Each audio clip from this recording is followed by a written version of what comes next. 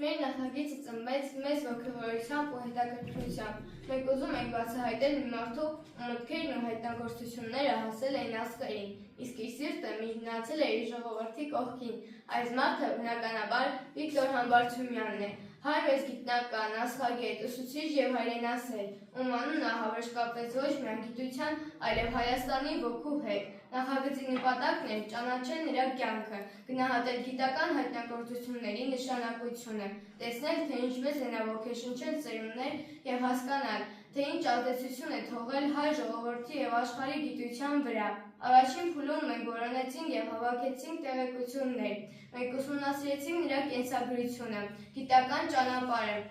նաև նրա մարդկային հատկանիշներն ու հայրենասիրությունը։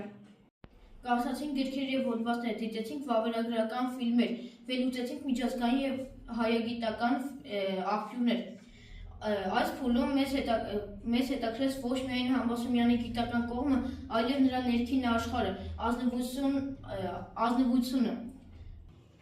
ու խոնարհությունը, որով նա մոտեցավ կյանքի ու գիտության ամեն մի հարցին։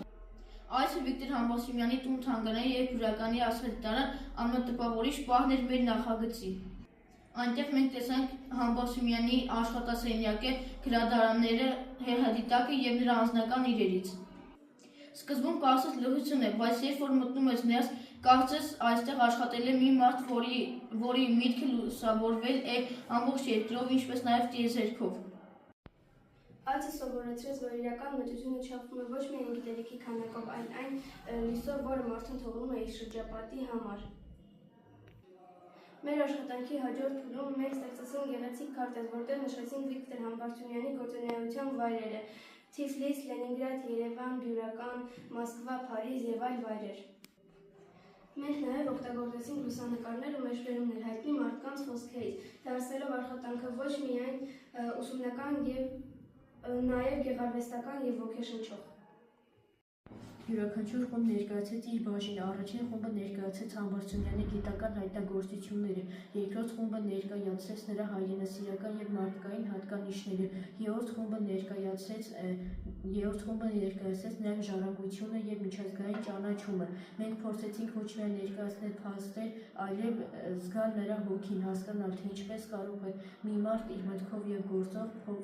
փոխել ողջ ժողովրդի գիտակցությունը։ Նախագիծը դարձավ միություն գիտության, մշակույթի և հոգևոր արժեքների։ Վերջում մենք հասկացանք, որ Վիկտոր Համբարձումյանը պարզապես մեծ գրող չէ, նա այն մարդն է, ով իր մտքով լուսավորեց երկիրը, իսկ իր օրինակով ոգեշնչեց ժողովրդին։ Այս նախագիծը մեզ տվեց ոչ միայն գիտելիք, այլև հպարտություն հայ լինելու համար, հավատ, սեփական ուժերի և ցանկություն ծառայելու գիտության և հայրենիքի համար։ Վիկտոր Համբարձումյանը մեզ սովորեցրեց, որ մեծությունը ոչ միայն գործում է, այլ նաև հոգու և մտքի լույսում։